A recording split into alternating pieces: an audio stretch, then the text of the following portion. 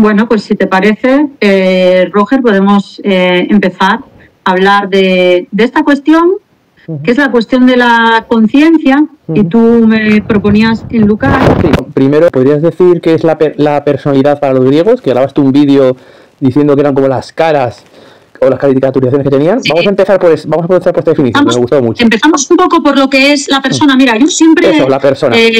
Sí, me parece muy importante, siempre que enseño, y me voy a repetir sobre todo al instituto, me parece muy importante empezar delimitando lo que es persona y diferenciarla de lo que es ser humano y de lo que es ser ciudadano. O ¿no? Individuo, porque... inclusive, ¿no?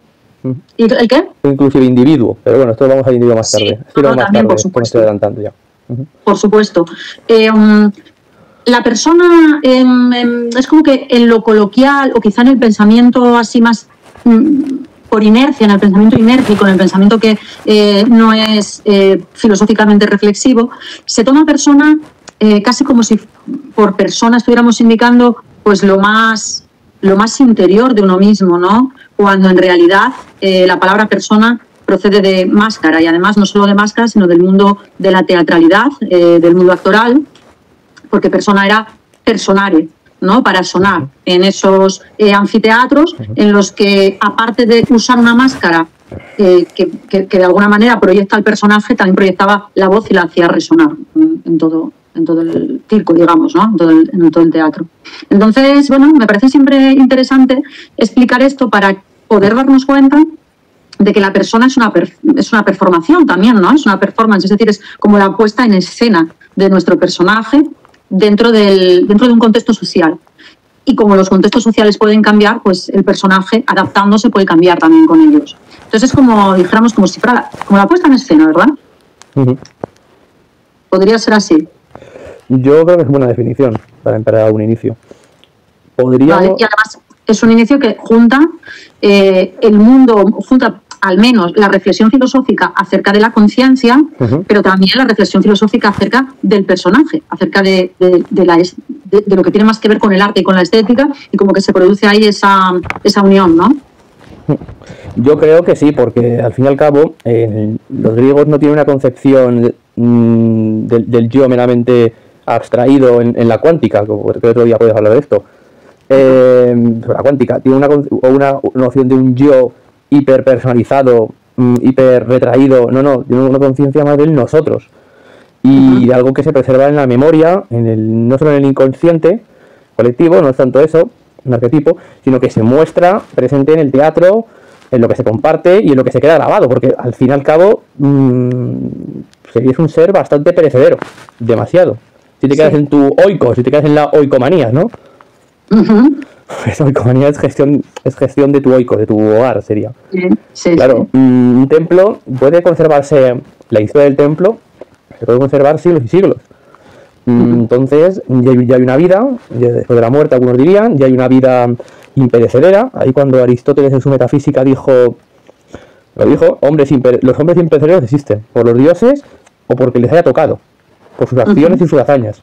Sí. Esto es muy curioso porque, bueno, se dice mucho que se refiere a hacer de virtud o a hacer de grandilocuentes, pero al fin y al cabo, por nuestras hazañas, ser hombres imperecederos, ¿cómo lo hemos sustentado? Eso es muy importante. Y aquí con la personalidad, lo de las máscaras, lo de la retratación de un ser, de una persona, sí, porque el individuo es un término demasiado moderno, incluso para nosotros, podría ser imperecedero.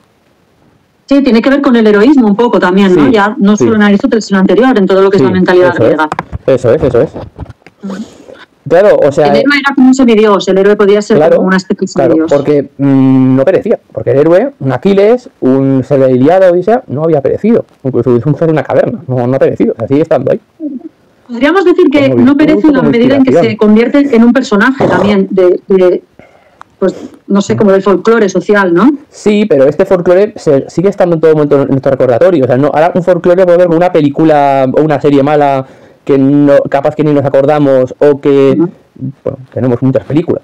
En ese momento el folclore es lo que tenían en su universo en todo momento, ¿no? O sea, yo por eso le doy más importancia, aunque parezca un poco supersticioso, que otro día hablamos de la superstición, que superstición sería como dar demasiado hincapié al movimiento, a veces, a las esencias, a lo que hay o a lo que no hay. es lo que tenían, y por eso, mira, por ejemplo, el espejo que tiene detrás, el espejo en todo momento sigues estando tú ahí, me ha parecido un buen punto. Tú en ese momento sigues estando en todo momento y ese reflejo es algo que te orienta. Pues mira, por ejemplo, aquí tengo esta ventana, que no sé qué, pero es lo que da luz, como diría Plotino. Claro. Una luz que es lo que tengo al final, en todo momento. Sí, sería como podríamos decirlo así, la persona encuentra la inmortalidad en el momento en que entra en el relato, en un folclore que tiene capacidad de irradiación, y entra de esa manera, pues no sé, en la vida social, ¿no? Y entra como un personaje, ya no es solo una persona, sino que ya va a ser un personaje. ¿Y qué relación entonces vamos a trazar así de partida entre la concepción de personaje y de conciencia? Vale, bueno, pues conciencia es cuando estamos en algo, podemos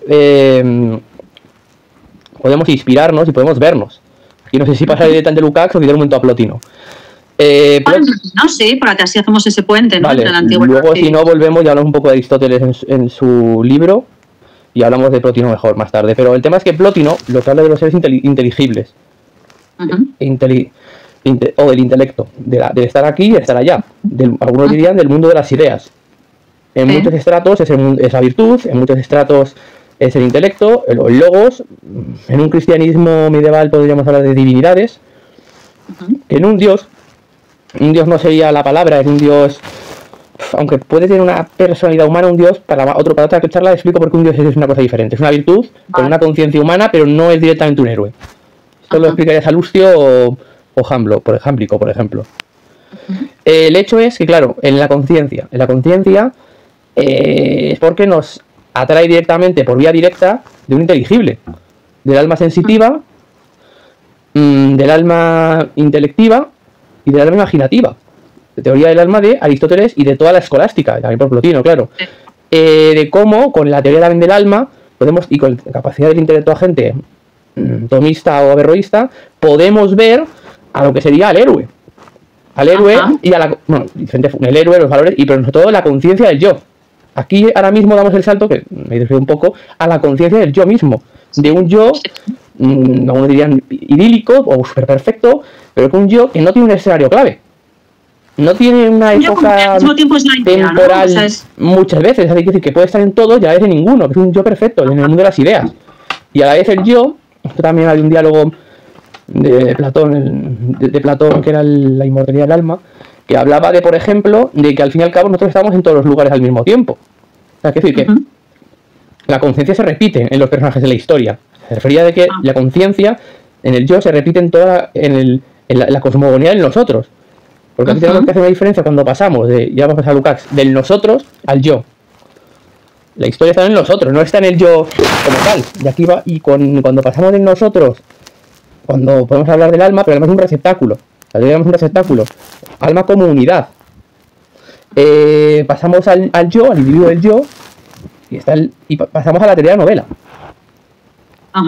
Y a ver, ¿cómo se produciría? Porque es cierto, ¿dónde señalarías tú el inicio de la novela? ¿Pasó ya a Lukács o buena pregunta? Pues eso ya, yo es que no soy de novela, ¿sabes? Algunos dirían de Don Quijote, pero bueno, yo prefiero... Yo Don Quijote lo que sí creo que es un personaje necesario en un mundo contingente. A diferencia de, por ejemplo, del Cantar del Mío Cid o del Cantar de Roldán, o la Ilíada, donde el mundo es bastante necesario, todo lo que pasa ahí. Sí. Claro, podríamos comparar, por ejemplo, el mundo de la Ilíada con el mundo de Don Quijote. Claro. Bueno, vamos a dejar esa imagen ahí presente, a ver si en algún momento podemos explorar un poco. Había un libro que ahora no me estoy acordando, creo que era el mito de los caballeros. Incluido muchos conventos, está el mito, o un paréntesis, después de la Ilíada, está el mito de los caballeros, de por qué los animales de la naturaleza y los caballeros en sí mismos son un mito muy importante y está más presente que incluso el cristianismo más ortodoxo de la Edad Media, algunos dicen. Claro, aquí vemos que el alma, como diría Plotino, es la unidad, y la unidad sigue siendo más importante que el yo como tal, que el yo. Que el yo es un ente importante para nosotros identificarnos y orientarnos, pero el yo ahí no es tan importante. En cambio, en Don Quijote, lo es. Es básico, no voy a decir que sea todo centrado, no digo que la novela sea todo centrada en un individuo, no es así, eso es un mito. Y un videojuego y una película tampoco, menos. Pero aquí ya el individuo es Don Quijote coge las riendas, básicamente. Yo por eso se suele identificar, ¿no? ¿Tú qué opinas al respecto? ¿Cuándo sería para ti el paso?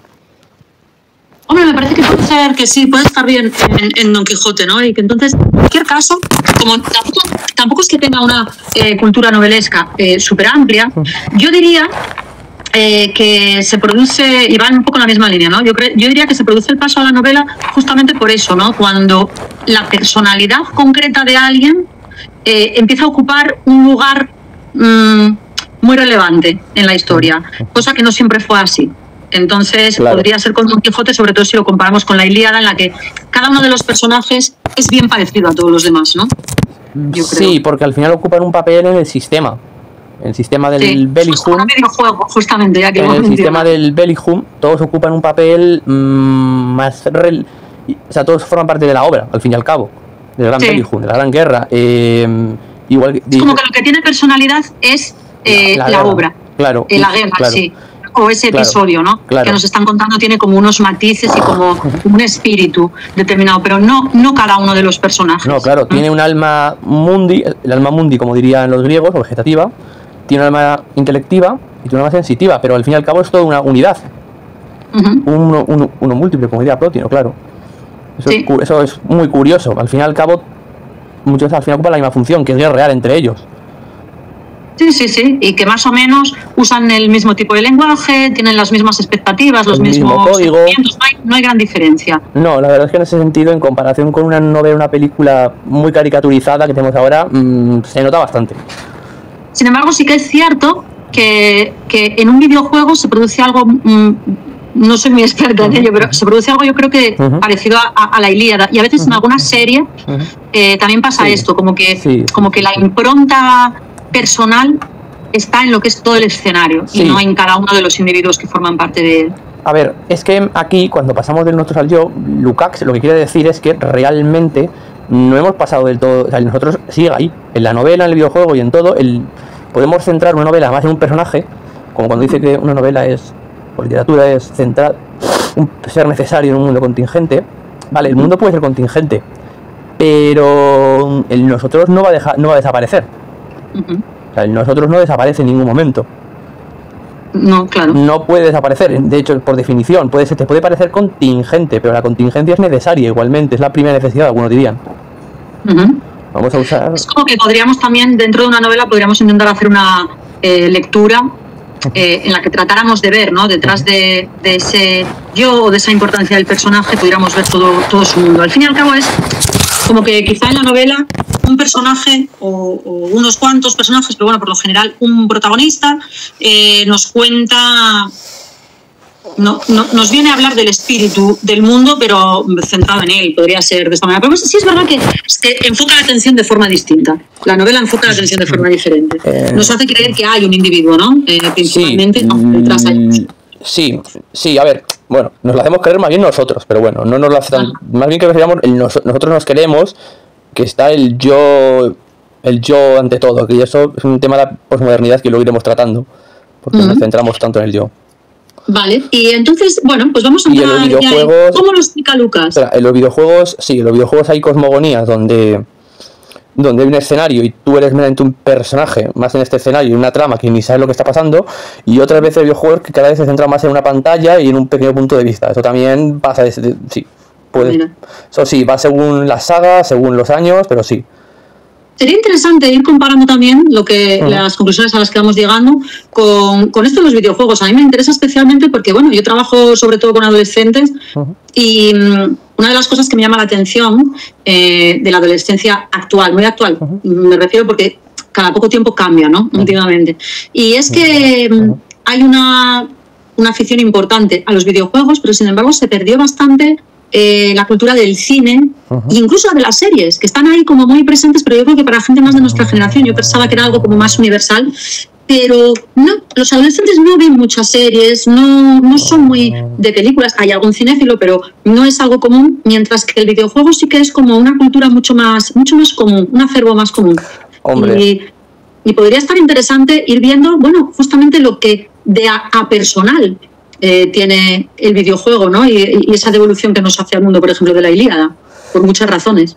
Hombre, el videojuego eso es una buena cuestión para tratar en otro vídeo, creo, pero sí, la verdad es si te dijera así un par de respuestas rápidas, pues, primero que se puede jugar en línea, 2, que te puede llevar más tiempo, 3, que puedes explorar si un videojuego es bueno y lo puedes explorar, o aunque puede aparecer una trampa un poco de diversidad que tú puedes elegir, no es que se pueda elegir como tal, pero tú tienes más para explorar en el mundo en sí. En cambio, una película, tú solo puedes parar o no parar la película, máximo. Sí, es mucho más pasiva, ¿no? Ver la película es algo pasivo. Mientras sí, es una actividad más pasiva, vamos a dejarlo ahí.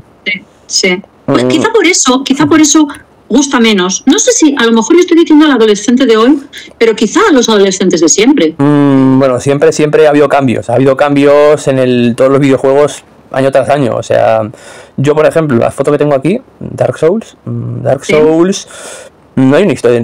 Tú no eres el protagonista. Ah, mira, Es quizás de los pocos juegos, pero que tú, y sin ser online, no es un juego online ni mucho menos, ¿vale? Porque en online es una competición entre mucha gente. No, aquí tú no eres el protagonista, tú eres un ser no muerto. Como cuando antes hablamos del sentido de la vida y el sentido de la vida y la cantropía, tú eres un ser no muerto, pero eres un ser pasivo. Es un ser que te mueves, pero no estás vivo. Eres un cuerpo sin órganos, como tú dijiste en un vídeo. Eres un cuerpo sin órganos, literal, y la historia va de unos seres que tienen humanidad, que tienen luz, y te cuentas su historia, y es lo que tú te enfrentas, pero tú eres un cuerpo sin órganos, no tienes vida. ¿Y cuál sería el juego? ¿Cómo uno juega bien a este videojuego? ¿A qué te refieres?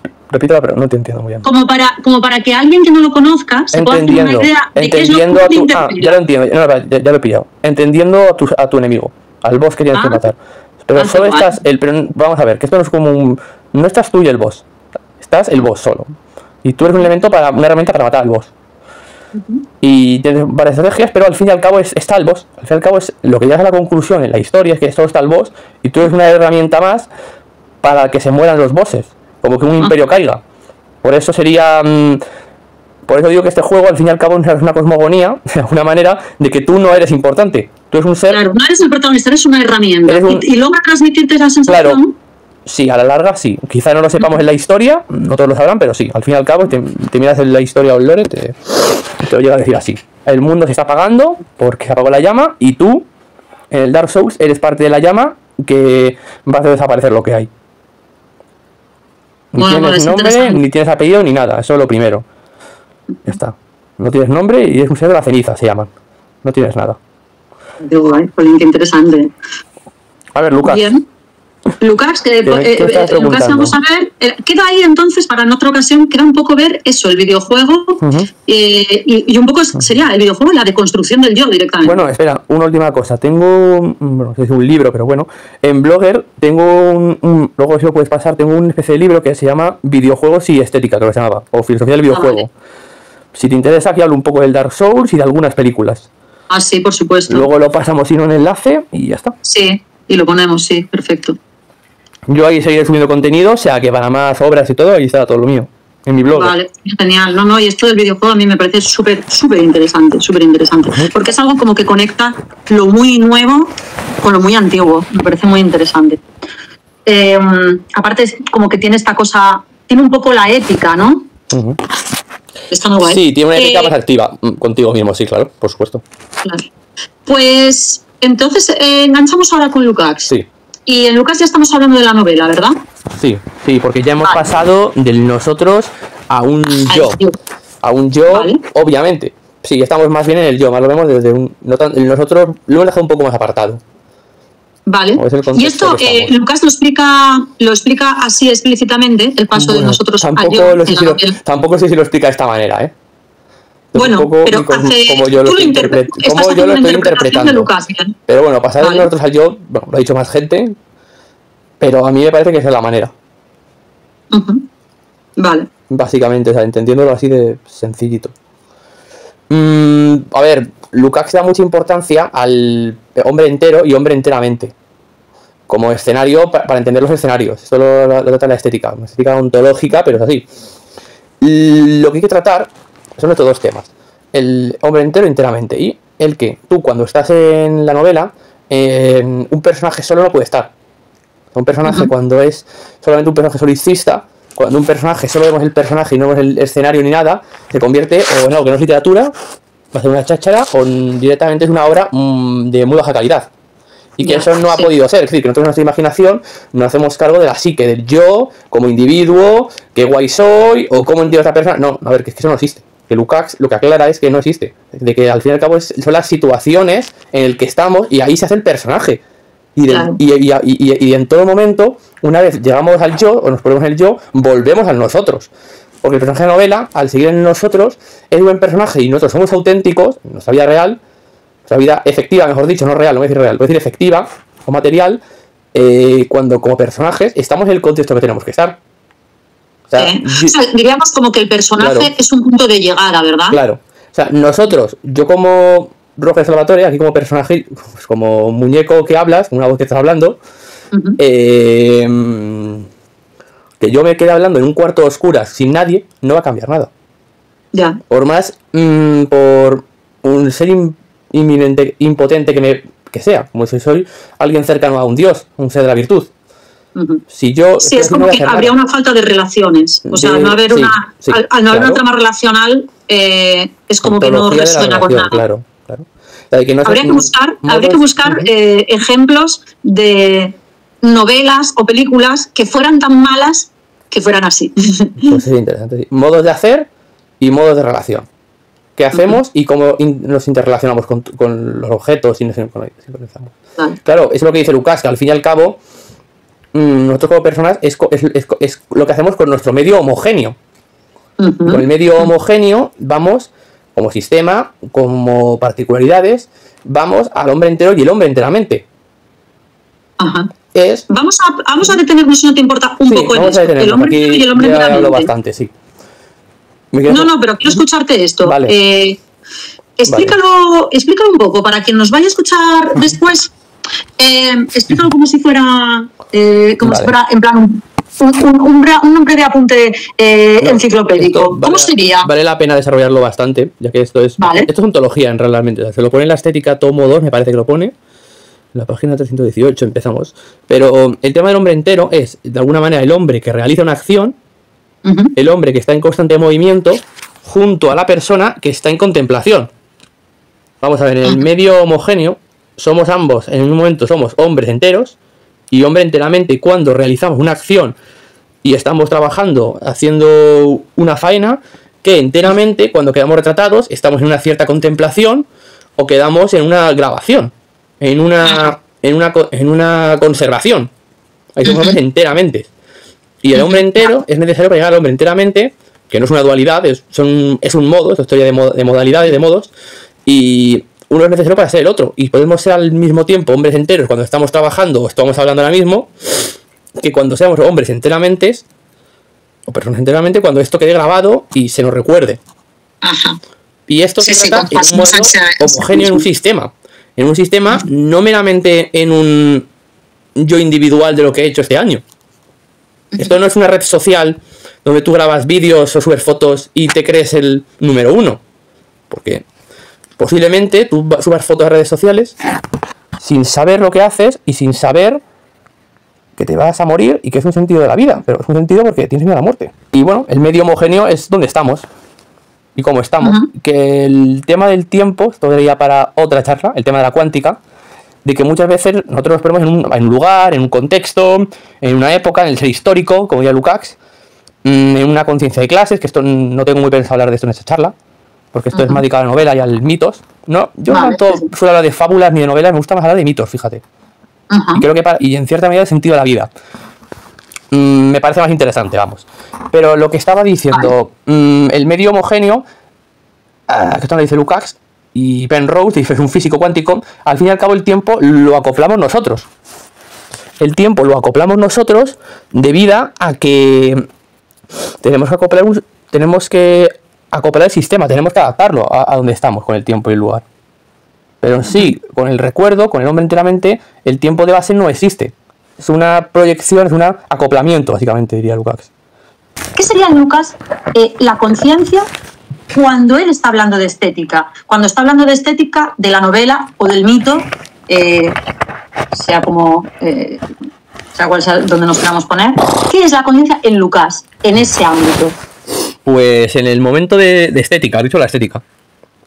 Pues, sí, en la estética, en el ámbito de la novela, en sus estudios sobre la novela, es que los personajes, ¿qué relación tendría con ello? A ver, en un tema de la estética, yo entiendo que sería entender el medio homogéneo y tener una buena relación. Estética se llama estética, pero es bastante ontología, ¿vale? Vamos a dejarlo claro. O sea, también un libro que tiene un cierto parecido es, bueno, la estética de Harman, por decirlo así. A ver, tener una relación con lo ontológico, con lo que hay, sería una buena relación para el libro de la estética. Puede parecer externalizar mucho las situaciones, incluso no planeo abstraer nada. No planeo abstraer nada y decir, no, es que todo está alejado, es que las categorías las reinterpretamos nosotros. No, eso no es tener una conciencia con un medio homogéneo. O tampoco saber cuándo va a venir la próxima crisis, que también en parte lo es una parte, bueno, un consejo práctico, pero no se trata de eso, no se trata de eso, ¿vale? Se trata de verse en un medio homogéneo. O sea, tú como persona, ver en qué parte del medio homogéneo estás y si estás haciendo de hombre entero o hombre enteramente. ¿Y cómo vas a quedar como hombre enteramente? Eso me parece a mí que es la conciencia. En la estética. Bueno, que en verdad tiene que ver con el estudio de la conciencia de clase también en Lucas. Que está absolutamente relacionado. Sí, la conciencia de clases, sí, mismamente sí. Porque al fin y al cabo es la conciencia del papel que se juega dentro de una maquinaria completa, ¿no? O dentro de un sistema de producción o... Bueno, realmente yo tengo un libro, es un paréntesis, antes de pasar a la conciencia en la novela, que se llama Filosofía de la Trinidad como beligerancia. Filosofía de la Trinidad como beligerancia. Sí, eso es. Y este libro lo que plantea es que al fin y al cabo la producción, la vida, en cierta medida, y si nos ampliamos un poco, ampliamos el espíritu, no es que sea lo mismo, ni meras categorías que se intercalan, son las tres beligerancias. Es un medio homogéneo, la beligerancia, que se manifiesta en la vida, en el ecosistema, mejor dicho, no en la vida, en la producción y en el espíritu. Espíritu absoluto o espíritu beligerante. Y por eso, en este caso, en esta obra, que también la tengo en el Blogger, de paso, lo que desbloqueo desarrollo es porque, al fin y al cabo, todo como una trinidad, aunque el ecosistema en sí no es la producción, ni la producción es el espíritu, es todo un medio homogéneo que es la beligerancia, el belijú. Y por eso, básicamente, es un medio homogéneo que aquí se puede coger conciencia, en esta obra. Claro. Así de sencillo. ¿Cómo podríamos... ¿Hay alguna... ¿Dirías que hay en Lucas algunas novelas u obras predilectas que él use para ejemplificar? Sí. ¿O no? Espera, ¿Sí? vamos un momento. Antes estaba la pregunta de la conciencia en la novela. Pero a ver, sí, él usa bastantes. O sea, tiene libros que no me gustan, pues tampoco es que lo vea yo muy recomendables, que hacen análisis de novelas. Sí. Pero yo eso tampoco lo veo, tampoco me entusiasma demasiado. O sea, usa... No. A ver, tiene, por ejemplo, Don Quijote, porque Don Quijote lo usa bastante. Por ejemplo, de la Ilíada. Yo creo que esa es la comparación perfecta. Sí, o sea, yo creo que es perfecta. El Cantar del Niño Cid o el de Roldán, pues mira, eso no lo uso tanto. Yo creo que ahí debería usarlo más, porque más bien es un interludio entre un estadio y otro, y podría ser útil. Don Quijote lo usa bastante. Don Quijote. ¿Y cómo analiza la conciencia en Don Quijote, por ejemplo? A ver, pronto, vamos antes de todo a la pregunta anterior, que era la conciencia en la teoría novela. Que bueno, que sería parecida a lo de la medio homogéneo. Bueno, pues consistiría en que aquí mismo, al fin y al cabo, los personajes, como con Don Quijote, que va a ser bastante parecida la respuesta, los personajes reales no están aquí, no están en nuestra casa, no están con otros familiares, no es el cuñado, no es el tío de la tele, que esto, bueno, a lo mejor diría que sí, pero no, tampoco diría eso, el personaje real es alguien que es más auténtico que nosotros, que es más auténtico, ya no más virtuoso, más perfecto, sino que alguien que tiene unos rasgos en un contexto que le hacen más potente. Raskolnikov es más retraído tendrá sus defectos, pero en su contexto y cómo se comporta, ha sabido ser más auténtico que nosotros. Que tú y que yo, en una oficina, en una ciudad, que no tenemos nada que debatir o que cambiar. Que Don Quijote, para muchos que les parece un ser paródico, porque ya no es un caballero en las guerras.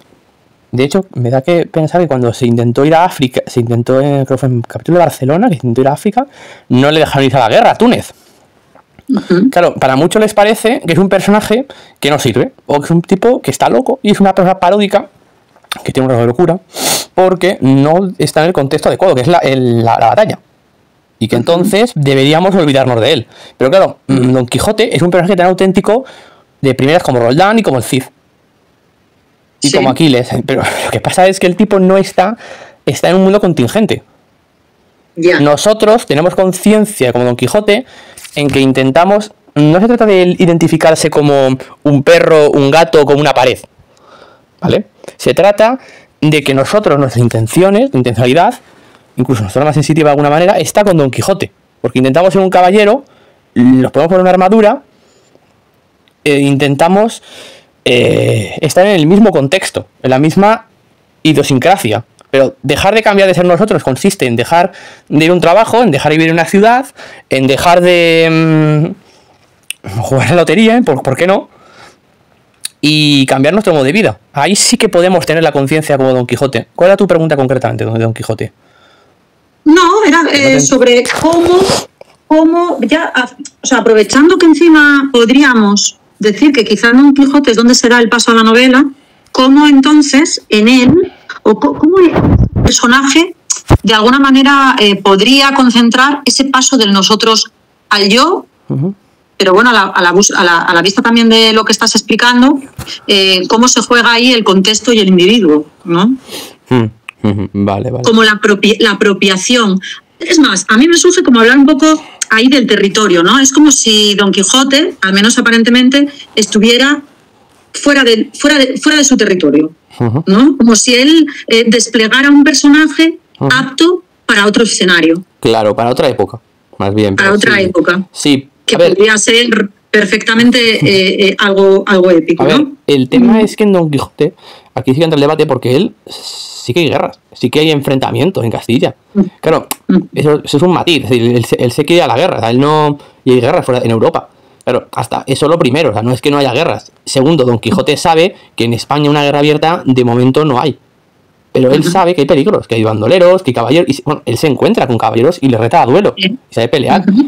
Que él no sea la persona más apta, o que no tenga el caballo más apto, vamos a verlo así más rápido, bueno, pues eso tampoco tiene por qué ser de primera un impedimento. ¿Sabes? Que él no va con un palo y una escoba, a ver, o sea, no. Y él tiene enfrentamiento. Él lo que pasa es que busca la Dulcinea como modo de... como una meta, como un pozos. En ese sentido, o sea, claro, a ver, a él le gustaría ser luchando contra los moros, en Berbería. Pasar el estrecho y todo. En ese sentido no está en la época que a él del todo le gustaría. Pero él se esfuerza por encontrarlo. Y sabe que igual va a tener aventuras. Por supuesto. Claro. Es más bien como que no es tanto que no esté en la época apropiada, sino que la época no lo reconoce. Eso estoy más de acuerdo contigo. No lo reconoce, no le da un sustento que se merece. Y quizá podríamos a lo mejor también aventurar que si ciframos un poco la historia de la conciencia a través de la historia de la novela, y Don Quijote lo podemos poner legítimamente como el principio de la novela, pues entonces también podríamos un poco pensar si no será la conciencia justo o siempre la conciencia de no. O sea, a ver si me explico mejor. ¿No aparecerá la conciencia justamente en esa dislocación cuando el contexto no nos reconoce? Cuando el contexto no nos reconoce. No nos reconoce. Pues ¿no aparece ahí quizá la conciencia como si fuera una conciencia desventurada de alguna manera? Hombre, tenemos que ser, cuando nos preguntamos si somos conscientes o no, es porque hay una duda. Claro. Obviamente, si hay duda, puede haber una desventura, o sea, de que no sepamos dónde estamos, de que no estemos en el lugar correcto, o estemos desorientados, haya más que una incertidumbre, un misterio, Desorientación, sí, me gusta más también. Y por eso mismo nos planteamos que ser consciente. Claro, en un contexto tanto del yo, de que no sepamos quiénes somos, plantearnos si realmente podemos ser un caballero y todo, eso es una buena pregunta. También, claro, si somos conscientes o no de lo que está pasando en nuestra península, también es otra pregunta segunda. De todo no es consciente de lo que pasa en la península, no sabe si hay una guerra civil entre conflicto entre pequeños duques y señores. Yo creo que del todo no lo sabe. Tampoco sabe hasta qué punto él se puede encontrar con, ¿por qué no? Esto sería para otra charla, el mundo de Paracelso. El mundo de Paracelso es el mundo de las criaturas, o de Bohem. El mundo de los monstruos. El mundo de los monstruos es un ser que no se reproduce, según Paracelso. Ajá. Nada que ver con nuestra concepción de monstruos. Claro, un mundo de criaturas como los gigantes, él a lo mejor piensa que se las puede encontrar. Sí. Piensa que se las puede encontrar porque él tampoco sabe si es un caballero al desuso. Él sabe pelear, tiene los medios materiales, pero no he salido de mi casa a combatir realmente. Si me quedo en mi pueblo como miliciano. La milicia existe, claro, eso voy a dejar claro. Claro, ahí él tiene su duda, él duda. Él es el primero que duda. Y yo creo que con la duda podemos tener los rasgos de la conciencia y certidumbre. También un medio de posibilidad a dónde podemos llegar. Claro, es como la desorientación, como que la conciencia podría ser la desorientación que busca brújula, ¿no? Infinitos posibilidades, infinitos yoes, incluso alguno diría. Que más bien, bueno, esto sería otro tema. Según Kierkegaard, nosotros tenemos duda de quién es el yo y si podemos ser nuestro verdadero yo o tenemos miedo de ser nuestro yo interior. Nuestro yo con nuestras infinitas posibilidades, nuestros caracteres, rasgos de personalidad. Eso Kierkegaard se lo plantea y escribe un libro llamado La enfermedad mental, pero la enfermedad mortal, diciendo que realmente lo que tenemos que hacer nosotros mismos, el yo mismo. Y Don Quijote, claro que tiene miedo a priori de ser el yo mismo, en cierta medida. Entonces podemos tener miedo. ¿Qué crees que es Sancho a Don Quijote? ¿O cómo lo presenta Lucas? ¿Se habla de este otro personaje? No ¿es tanto un alter ego o es un personaje? No es tanto, otro personaje. No tendría por qué ser un alter ego. La verdad es que lo veo bastante un poco absurdo eso del alter ego. O sea, me parece un poco contradictorio lo del alter ego, directamente. No, es una persona que le ha creído y que se quiere ganar la vida.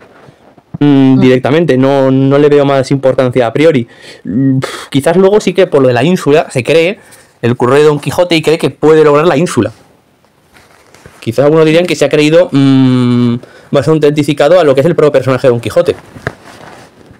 Esta relación, lo pregunto, esta relación entre Don Quijote y Sancho se repite mucho en las novelas, en las comedias. Se repite mucho. La posmodernidad nos centramos mucho en el alter ego, pero el alter ego realmente es el mayor, es una falacia bastante repetida, el alter ego.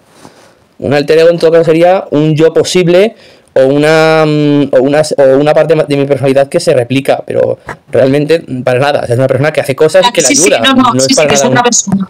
O sea, eso de que podemos tener varias personalidades a la vez y todo, no, tenemos solo una. Igual que solo tenemos un Damon. Pues, pero partiendo de eso, es verdad, es como, son un tipo de personajes, una pareja de personajes que se repite bastante, no digo entre ellos, sino que se repiten luego en lo que es la historia de las novelas, de las comedias. Sí. Luego, si no, hablo de Kierkegaard o sobre el Damon de Plotino, pero eso es otra historieta. Okay. Vale, seguimos entonces un poco más con Lucas para luego poder pasar a estos otros autores que no sé cuáles querías proponer. Recuérdamelo. Vallejo Nájera, Max Nordau y Lombroso. ¿Cómo? Lukács tiene que ver también con Hegel. Y al fin y al cabo Lucas salen de la escolástica. O sea, son al final descendientes de la escolástica totalmente. También lo es Kant y lo es Hegel. Y desde aquí llegamos a... Y desde lo que es la escolástica también desciende de los griegos, de Aristóteles. Claro, al fin y al cabo, Lukács no está tan diferenciado de Plotino, que es lo que vamos a llegar al final. Ajá, efectivamente. Y de la teoría del alma, ¿vale? Sí que es cierto que los marxistas añaden el modo de producción y un modo de hacer y de interactuar directamente más aférrimo y más claro, ¿vale? Eso es muy importante. Y eso es para mí lo que me parece importante del marxismo, una guía para la acción, y no dejarse meramente establecer por una teoría muy teórica, para algunos dirían, pero al fin y al cabo la teoría de la novela no es más que una teoría del espíritu de Hegel, en cierta medida. El espíritu absoluto de Hegel, como Espíritu Santo, desciende de ahí directamente. Vale. El Espíritu Santo absoluto, Hegel lo lleva a la red material de la vida, a los acontecimientos históricos, y el ser histórico como un ser mítico, un ser que ha quedado en el retrato en el mitos, porque es el ser que ha quedado, a veces, de alguna manera sobreexagerado, también es cierto, pero un ser que ha quedado retratado. Eso es el ser histórico. Sí, El ser histórico, vamos a ver, inciso. El ser histórico no me refiero al ser de los medios de producción y el ser de las guerras solo. O sea, al ser me refiero desde que el hombre puede escribir y dejar algo retratado en huella. Sí. Puede dibujar. Por eso es el ser histórico, es básicamente el mitos. Es el mitos, pero llevado a un contexto ya más moderno. Sí. Por eso digo que el ser histórico, al fin y al cabo, el ser de historia, el ser necesario, creo que había, ahora no me acuerdo quién hablaba de esto, del ser histórico como ser necesario y ser posible, al fin y al cabo es eso, o sea, el mito marxista del ser histórico es el ser necesario con el ser posible y con el ser contingente. Sí. Y el imposible como es el que está, que no ha sucedido. Pero es eso, al fin y al cabo. Ajá. Una teoría de la historia con los modos de relación y teoría modal. Necesario, posible, imposible, efectivo y inefectivo. Y contingente, claro. ¿Y cómo podrías hacer para recordar a todo el mundo que quiera escucharlo? Porque Plotino no es alguien demasiado estudiado en la filosofía. Por supuesto, hay quien se encarga de él, pero es un filósofo, no sé, recordado en cuanto a nombre, pero no muy leído, yo diría. Una cosa de Hegel es que al fin y al cabo el espíritu, que es lo que nos ilumbra, que es lo que nos orienta, es también el motor de la historia, en cierta medida. Al fin y al cabo tenemos la relación de que el ser como tal es lo que nos orienta y lo que nos y al mismo tiempo es lo que está ahí arriba, es lo que es de un alto valor, el espíritu absoluto. Todo esto es a la vez que podría ser un gran bélico, una gran guerra. Pero el tema de Plotino y el caso de la novela es el ser de la novela, el ser primario, el ser real, el ser auténtico. Luego hablaremos del ser hiperreal, pero eso es otra historia. Y al fin y al cabo, en el caso con Plotino es que los seres primarios, los seres del inteligible o lo de la ya, son los seres del mundo, son los seres del mundo de las ideas. Es verdad, eso lo hablamos al principio además. Los seres del mundo de las ideas es lo que orientan, son los seres de la unidad primaria, del uno. El uno, como, atento, no como una idea que meramente nos orienta o nos indica, no, como alma, porque el mundo es un alma en sí misma. La Trinidad griega tenemos logos, dioses, que lo voy a explicar que es un dios, que es un ser de virtud, vale. Y de alguna manera oración, y alma. Alma mundi, le llaman algunos, y alma vegetativa. Plotino usa alma vegetativa, como el alma más del ecosistema. Alma mundi normalmente suele incluir, esto es un inciso, porque algunos han discutido esto, las circunstancias externas. Vale. Circunstancias, porque hay un alma interna más hacia nosotros y el yo, y otra alma hacia todas las circunstancias que pasan.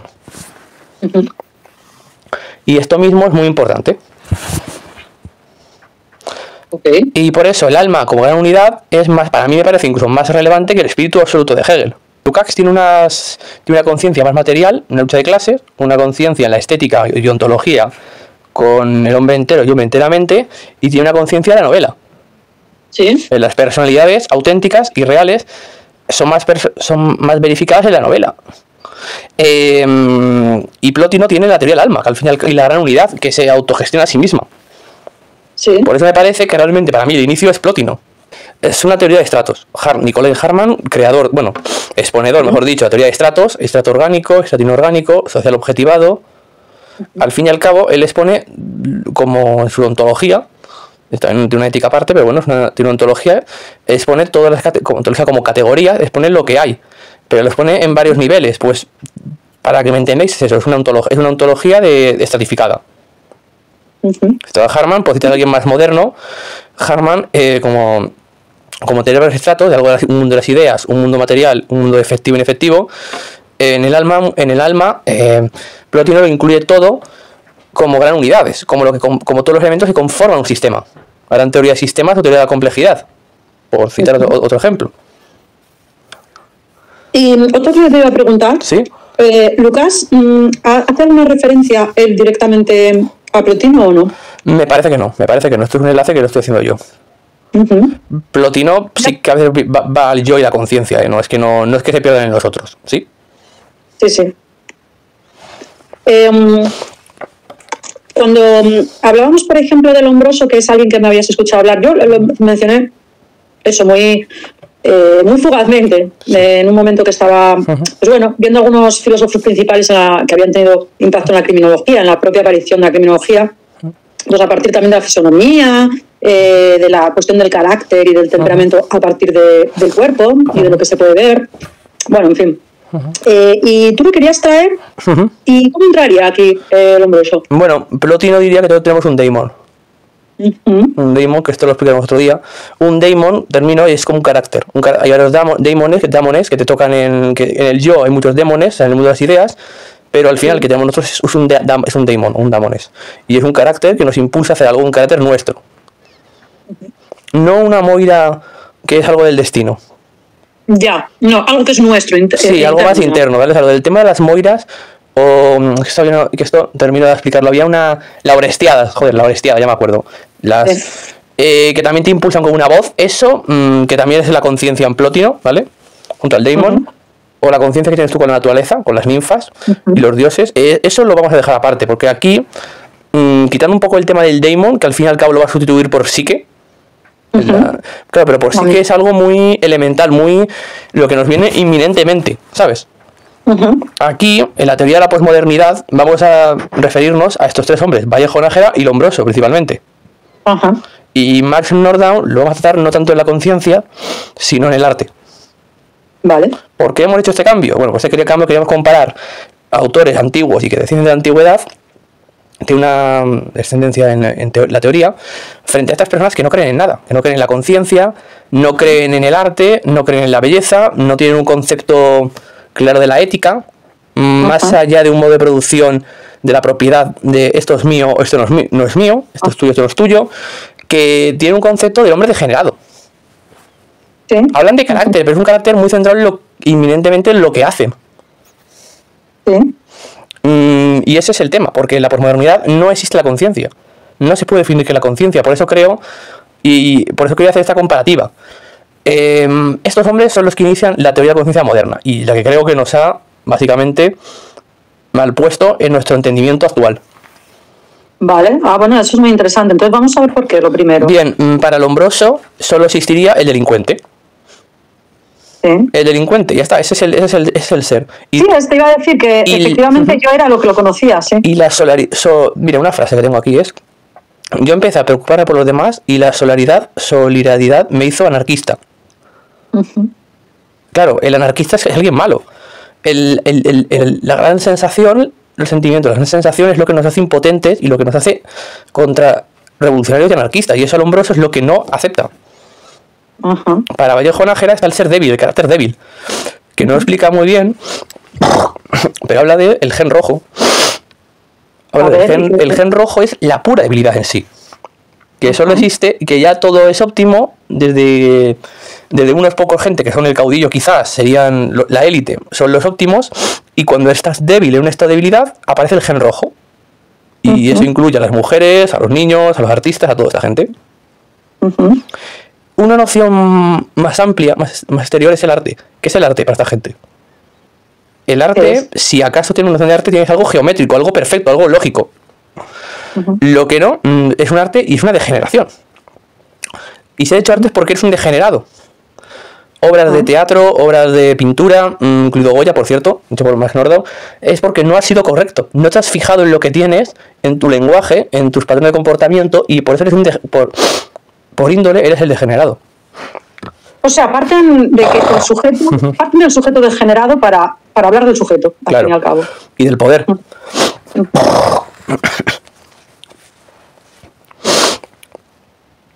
Y además habría en ellos como un cierto determinismo como fisiológico, digamos. Sí, pues realmente es bastante parecido a lo que tenemos ahora, que es el método científico, que es la mera observación, ya está.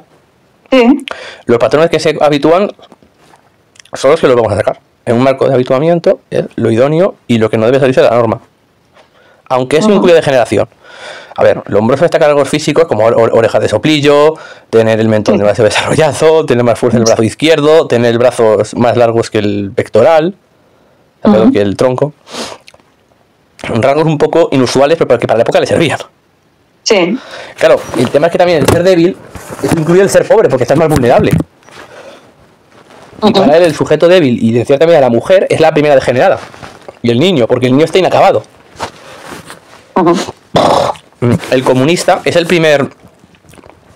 primera persona que va a hacer algo que no es contra la norma, y por eso para él va a ser también el primer enemigo. A la vez que el arte con Vallejo, con Max Nordau. Claro, en esa parte no la conozco, entonces vamos a verlo.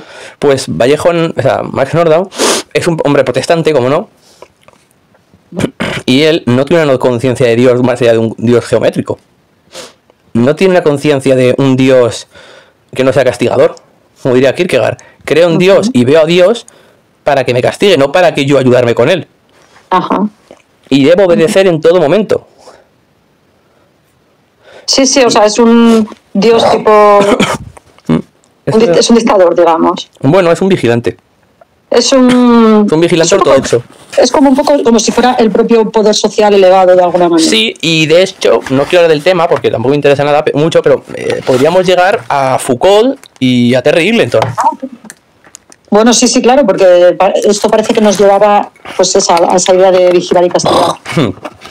Cuando hablan de castigar y vigilar, se referían a arte de degenerados, controlar y vigilar para que todo esté hecho para el control y el poder, pero claro, previamente tenemos que entender que acabamos, para leer a Foucault, y a mí, Terry Eagleton, que no lo recomiendo para nada, ¿vale? O sea, porque al fin y al cabo, él solo tiene una observación puramente idealista y sentimentalista en los hechos materiales, pero al fin y al cabo, cuando habla de arte como ideología, cuando el arte es ideología es cuando se juzga por un régimen que no le gusta lo que hay. Y eso tenemos que tener, hasta gente son el primer arte político, no es Terry Eagleton y su reivindicación de los años 60-70, no. No consiste en eso, el arte político ideológico, consiste en estas personas. Terry Eagleton es una especie como de, protesta, si lo queremos ver así, pero por eso yo realmente cuando vamos en Foucault al final acabamos estos hombres, en Lombroso y en Vallejo Nájera. En el cuartel, porque para Vallejo Nájera, esto es otra polémica, el deber del español es ir a la guerra. Para defender la cristianidad, con un gran Belijún, defender lo del Gen Rojo y defender España de otros invasores y de otros poderes fácticos. Claro, al fin y al cabo pasa por la prueba del cuartel. Luego pasarán inminentemente por Lombroso y por este hombre por la fábrica. Y antes la escuela, si es que tienen educación, claro. Sí. Claro, es que estos hombres son los que ponen en relieve todos estos conceptos. Realmente Foucault es un reiterador. Y aunque tiene mucho potencial en lo que es el poder, como el libro de antipsiquiatría o tecnologías del yo, este hombre tiene mucho, al fin y al cabo, como idealista, mama de estos hombres. Bueno, claro, es que, por ejemplo, una cosa muy interesante en Foucault es ver cómo lo monstruoso, que vamos a suponernos que no es exactamente lo mismo, pero vamos a suponer que tiene ese paralelismo con el hombre degenerado, ¿no? De Lombroso. Entonces, lo que es interesante es cómo lo monstruoso, al fin y al cabo, es un baremo, y empieza actuando como baremo, es como el primer sujeto que tenemos en cuenta. Sí, el hombre degenerado somos casi todos. Por eso, que es como el tipo cero, digamos, es como el... Sí, el partir de ahí. El punto de partida, sí. Claro. Por tanto, el baremo que se está transversalizando todo el tiempo. Es como que el hombre es eso, el hombre es degenerado. Eso es. Sí. Si no lo es, tendrá que servir para el control, claro.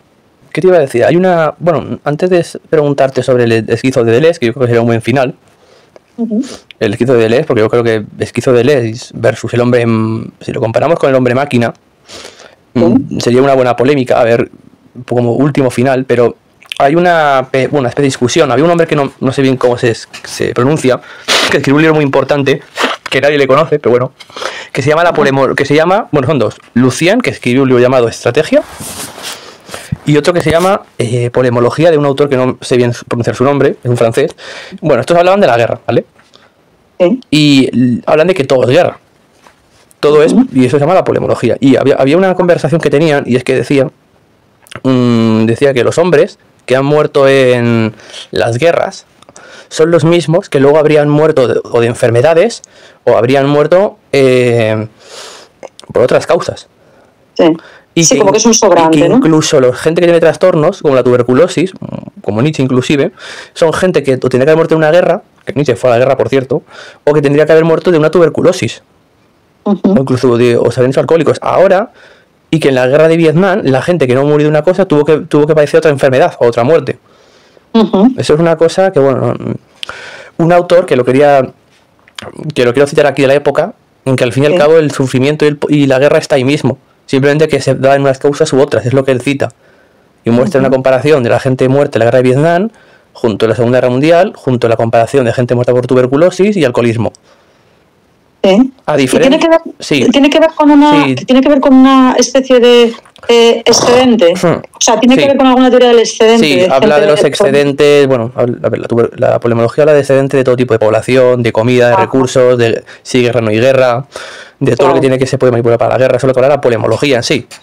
Una ciencia del espíritu, una ciencia material y una ciencia del hombre que casi nadie la ha explorado. A ver, no se trata de esto de historia militar o de arte de la guerra, no, ¿vale? O sea, no se trata meramente de eso. Se trata de analizar lo que hay. Más bien como ontología, te estoy hablando.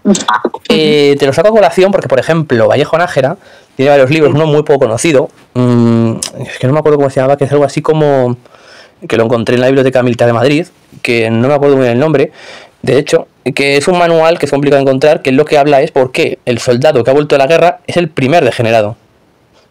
¿Y por qué? Y el hombre que no ha aguantado el cuartel, no ha aguantado la fábrica, no ha aguantado la escuela es el primero débil, porque las circunstancias que tenemos no las ha aguantado. Y que por eso mismo eres el peor personaje del mundo. Tú como mujer, si tienes histeria o lo pasas mal por una circunstancia, o te das un convento de monjas, o no vales, porque por eso eres la primera degenerada.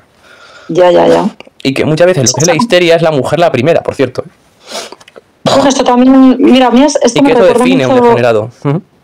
A Jackson Selot, que tiene un libro que a mí me encanta. Para mí es uno de los, no sé, como los libros más importantes, al menos en la construcción de pensamiento, que La policía de las familias. Y entonces, bueno, justamente habla como del reverso de esto que me estás explicando, ¿no? Que es cómo la escuela, la psiquiatría, la medicina, la maternidad, también cómo aparecen como formas de detectar, pues eso, la anomalía, ¿no? Pero bueno, el tema es que Vallejo Nájera lo que dice al fin y al cabo, de que las circunstancias en parte las provocamos nosotros, pero que al fin y al cabo tú eres el responsable y debemos castigarte.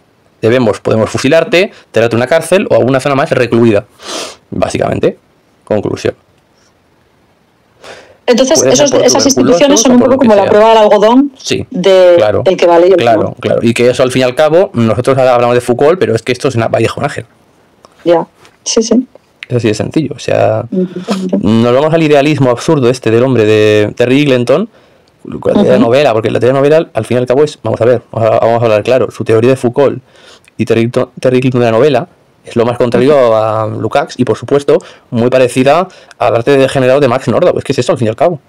Solo existe lo imperfecto, lo perfecto, lo lógico, la técnica y la maquinaria, y lo demás no nos sirve. Corrección, no corrección. Al final es bastante parecido. Por eso digo que la teoría anglosajona de literatura no le ha aportado nada. Si tuvieran estos nombres una metafísica, pues hombre, pues la de Heidegger, ¿por qué no? Un lenguaje que es más que imperecedero, una maquinaria que es la tecné, que solo sirve para que el hombre tenga industria y tenga armas, explotando recursos salvajemente, y que, bueno, pues que ya está ahí para nosotros, no para ningún ecosistema ni para nada más. Básicamente. Y al fin y al cabo, el heideggerianismo, Heidegger, o Heidegger, se basa en una noción protestante del yo solitario y el dios geométrico y el dios meramente un dios más muy perecedero del dios del lenguaje, lo que sería la sociedad líquida ahora mismo. Parte de una religión protestante, o sea, bueno, por anclar a otro autor, ¿sabes? Sí, para verlo un poco, para verlos desde esa óptica. Vale, o sea, ahora tenemos la filosofía, bueno, la absurda filosofía de la mente posmoderna, de que no hay nada claro, de que todos son test de positivo o negativo, porque no tenemos ninguna noción, porque somos algo más que relativista. Y esa es la noción de estos hombres, del hombre máquina. Y yo estaba pensando en el esquizo de Deleuze, este sí que es tu tema, de que tiene una comparación entre el hombre máquina, de la maquinaria, ¿por qué sale el esquizo de Deleuze? ¿Junto por qué? Sale el esquizo de Deleuze, este hombre. Bueno, yo si tuviera que explicar un poco así, sí, como que a mí me parece que el lugar en el que queda quizá más claro es en lógica del sentido, justo por la comparación entre el esquizo y el niño, ¿no? Creo que esto lo aclara mucho. Lo que explica es la diferencia que hay entre el esquizo y el niño, y entonces, bueno, es como que el niño, para eso usa, por ejemplo, Alicia en el País de las Maravillas, es el que está comenzando a conquistar las superficies, ¿no? A ir desde, a salir, ¿no? Como de las entrañas, de todo ese mundo también presocrático y nietzscheano en el que todo está, en el que todo es como una especie de fisis troceada, y que eso es también lo que uno siente hacia adentro, pues conquista justamente esto de lo que estabas hablando, el lenguaje, que es el dominio de las superficies, digamos. Entonces lo que cuenta es como el niño hace un camino de ida hacia el lenguaje. Mira. Y entonces con el lenguaje puede... es como que con el lenguaje tiene el mundo con el otro, mientras que previo al lenguaje el mundo era casi sin el otro, y por eso también como cortante. No sé si con estas cosas tan táctiles se puede entender, pero un mundo sin el otro es un mundo, o un mundo sin lenguaje es un mundo cortante, ¿no? Un mundo anguloso, casi peligroso, doliente, donde todos son eso, entrañas, vísceras. Vísceras, el cuerpo sin vísceras. órganos, ¿no? ¿El qué? Entrañas, vísceras, el cuerpo sin órganos, ¿te refieres? ¿O no? Pero sí, pero sentido de una forma doliente, que no necesariamente el cuerpo sin órganos tendría por qué serlo.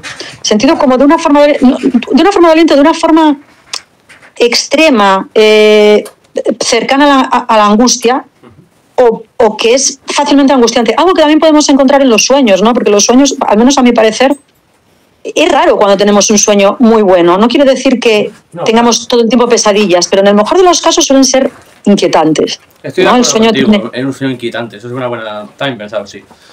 Tiene algo como de inquietante, porque es algo en el sueño, es como que aparecemos como alguien. O sea, nosotros nos soñamos a nosotros mismos, pero no podemos decidir, aunque parezca que sí en el sueño. Es como que las circunstancias, ahí sí que es un poco como el cuerpo sin órganos, como cuando hablamos del videojuego que comentabas. Es como que todas las circunstancias nos llevan a algo y no lo podemos evitar, y ni siquiera cuestionamos mucho en el sueño, no cuestionamos demasiado, pero lo vivimos como algo inquietante, algo que nos remueve un poco, que nos resulta extraño, que nos pone como cerca del precipicio, ¿no? Una sensación así.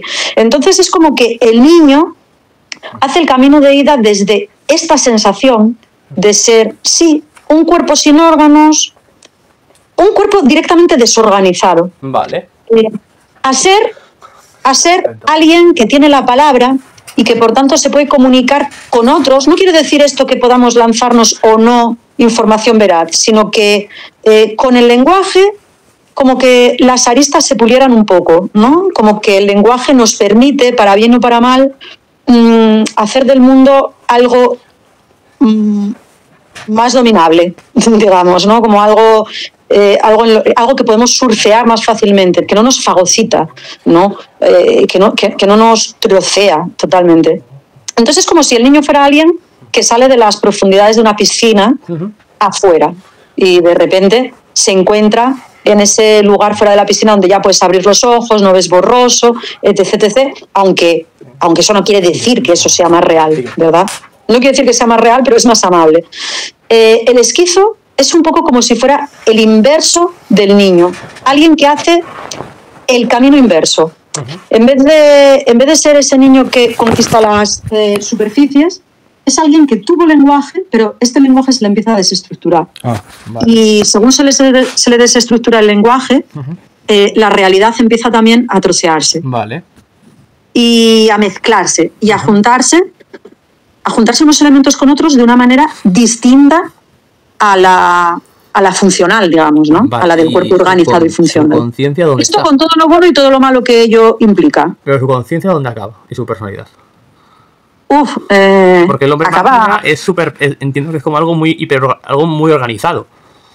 Pero yo diría que la conciencia del esquizo, por el contrario, por ejemplo, del paranoico, que es el que es hiperorganizado, acaba, por esa desestructuración del lenguaje, acaba muy disuelta. O sea, muy disuelta, como que la conciencia acaba disuelta. A ver si me sé explicar un poco mejor, ¿eh?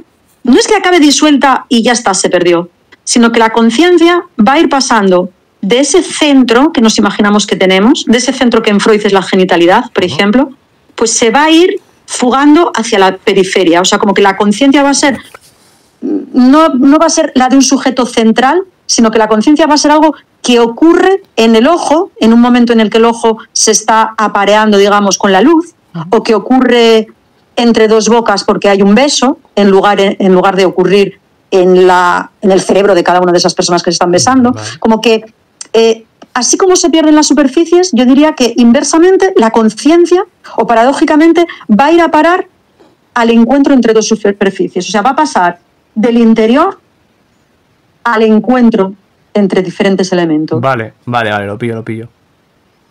Pienso que es así, al menos yo lo entiendo así.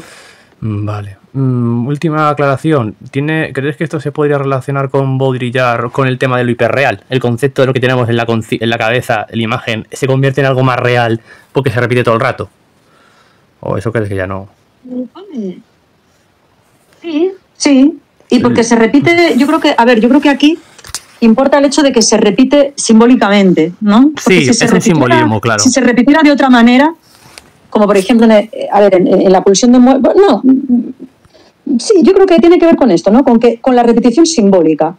Y con que esa repetición simbólica se da, por ejemplo, siempre en las palabras, ¿no? Al fin y al cabo, una palabra es eso, una palabra incluida el yo, es una repetición simbólica. Vale. Es como un resumen de toda una serie de hechos inconexos o que pueden ser inconexos, ¿no? Pero que bajo el aspecto de un icono se repite y, bueno, cobra la realidad de un discurso. Vale, pero la por realidad ejemplo, de un discurso, bueno... Disneylandia, que le encanta tanto a este hombre. Disneylandia, al fin y al cabo, lo vemos más real porque tenemos la cabeza de imagen de Disneylandia, unos tipos que no son ni siquiera humanos, en un mundo más colorido, unos edificios fantilicuentes y un poco infantilizado. Esto, por ejemplo, podría ser algo más real, o incluso la ciudad de Los Ángeles como una ciudad perfecta por toda la geometría que tiene. Sí. Porque lo tengo más en nuestra cabeza. Y como que es un escenario también un poco, sí, ¿no? Es un escenario, o sea, son dos escenarios diferentes, pero que por estos dos modelos, en una más estético y colorido y otra más para la movilidad, lo tenemos más presente que otros sitios concretos. Hombre, claro. Porque es como... ciudad griega, por ejemplo. Claro, pero también quizás es porque es un referente común, ¿no? Porque también es cierto que, yo qué sé... Los Ángeles, hablo de una ciudad como de carreteras, me refiero, ¿eh? Una ciudad de tema de carreteras y de movilidad, no de para estar moviéndote o hacer la compra. Sí. Es como, a ver, yo creo que es como lugares en los que todo el mundo vivimos a través de una universalización de esos discursos.